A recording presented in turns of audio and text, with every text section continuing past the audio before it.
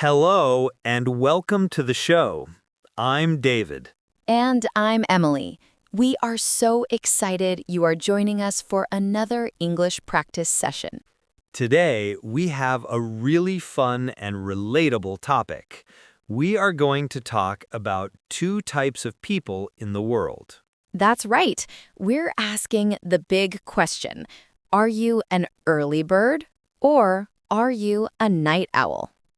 When do you feel you have the most energy? In the bright early morning or in the quiet late night? This is a classic discussion, and it's a great way to learn some fantastic English vocabulary and idioms. We'll explore what these terms mean, learn words to describe our daily energy, and have some fun along the way. And, of course, this is a shadowing practice episode. That means you will have the chance to speak with us. We will say sentences, and you will repeat them. This is one of the best ways to improve your pronunciation and fluency. Exactly. Don't be shy. The more you speak, the more confident you will become.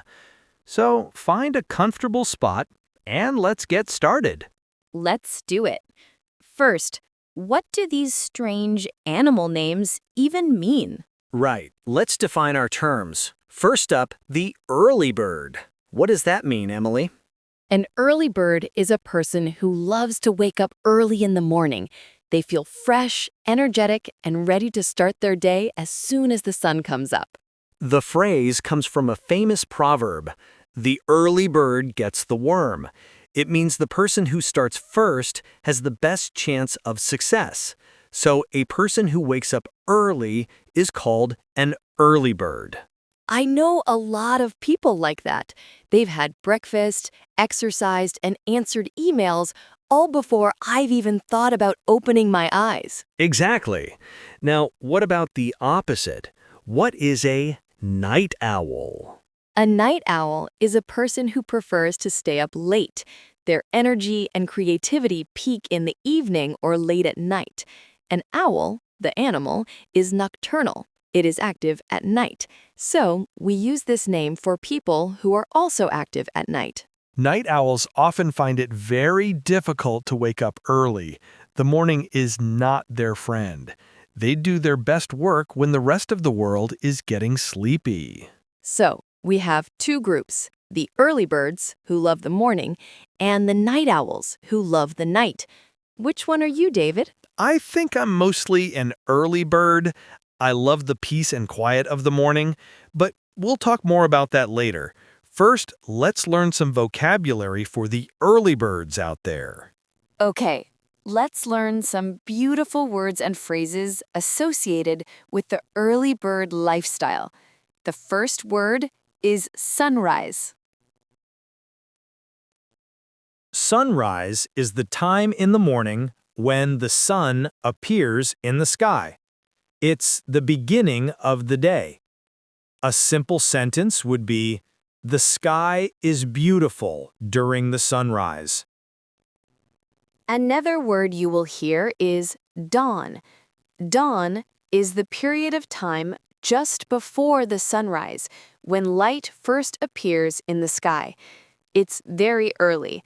For example, the farmers wake up at dawn. And if a person loves mornings, we can simply call them a morning person. This is a very common and useful phrase.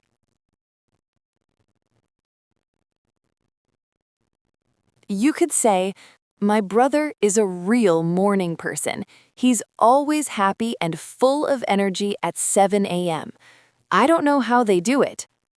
It's a mystery to some. So our three key phrases for the morning lovers are sunrise, dawn, and morning person. Wonderful. I think it's time for our listeners to do some speaking practice. All right, it's shadowing time. This is your chance to practice speaking. I will say 4 sentences that an early bird might say. Listen to David's pronunciation and intonation carefully. After he says a sentence, there will be a pause. That's your cue to repeat it out loud. Try to sound just like him. You can do this. Ready? Let's begin. First sentence. I love the quiet mornings. Great start. Keep that energy going. I do my best work before lunch.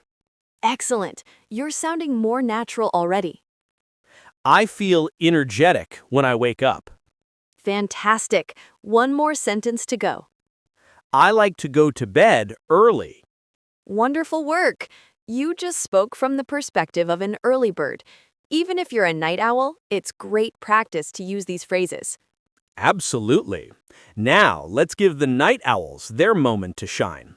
Now it's time to explore the world of the night owl. Let's learn some vocabulary for those who love the night.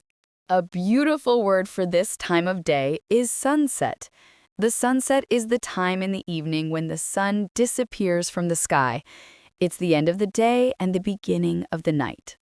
You could say, we sat on the beach and watched the magnificent sunset. It's the opposite of sunrise. After the sunset, we have dusk. Dusk is the time just after the sun goes down, when the sky is getting dark but is not completely black yet. For example, the street lights turn on at dusk. And just like we have the phrase morning person, we also have night person. It means the exact same thing as a night owl. That's right. I would definitely say, I am not a morning person. I am a night person. It's a very clear and common way to describe yourself. So, Emily, now you have to tell us, are you a night owl? Dun dun dun! The suspense is killing me. I am a proud night owl. I get my best ideas and do my best work after 9 p.m. So, these words sunset, dusk, and night person are definitely for me. Okay, to all my fellow night owls and to the early birds who are practicing with us, it's your turn to shadow me. You know the drill. Emily will say a sentence, and you will be her shadow. Repeat it right after her. Focus on the rhythm and flow of the sentence. Ready? I know you are. Let's go. First sentence. I feel most creative at night. Excellent. You're doing great. Keep it up. Mornings are very difficult for me. So true for many people. Fantastic repetition. I often stay up late reading or watching movies. Wonderful. You're really getting the hang of this. One last one. I get a lot done after dinner. Perfect. You have now spoken like a true night owl. You are building the muscle memory to use these phrases in real conversations. You're doing an amazing job. It's so important to practice both sides of a conversation. So we know what these two types of people are. Now, let's have a little discussion. What are the pros and cons of being an early bird? A pro is an advantage, a good thing. A con is a disadvantage, a bad thing. Okay, as a night owl, I can see a big pro for the early birds. The world is often designed for them. Most jobs and schools start early, around 8 or 9 a.m. That's a very good point. If you are an early bird, your natural energy schedule matches the typical work schedule. This can make life a little easier. Also, you can get important tasks done in the morning before the day gets too busy and full of distractions. That's true. But what about a con, a disadvantage?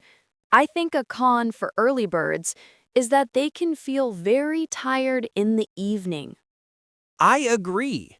An early bird might miss out on fun social events like late dinners, parties, or concerts because they feel sleepy and want to go to bed at 9 p.m. So the pro is that they fit well with the standard workday. The con is that they might miss out on late-night fun. It's a trade-off. All right, now it's the night owl's turn. David, as an early bird, what do you think is a pro of being a night owl? Well, I can imagine that the night is very peaceful. There are fewer emails, fewer phone calls, and fewer distractions. I think a big pro is that night owls can focus deeply on their work or hobbies without being interrupted. That is exactly right. The quiet of the night is perfect for creativity and deep thinking. I feel like the world is mine when everyone else is asleep. But what about the con? I think the biggest disadvantage is obvious. It must be so difficult to wake up in the morning. It is. It can be a real struggle. Sometimes I feel very groggy in the morning. That's a great word for you all, groggy. It means you feel sleepy and not fully awake. So the pro for night owls is the quiet and focus they get at night. The con is that mornings can be very painful, and they might feel groggy when they have to start their day early. Exactly. It's a different kind of trade-off. This brings us to a very important question. Is one better than the other? Is it better to be an early bird than a night owl? For a long time, society has celebrated the early bird.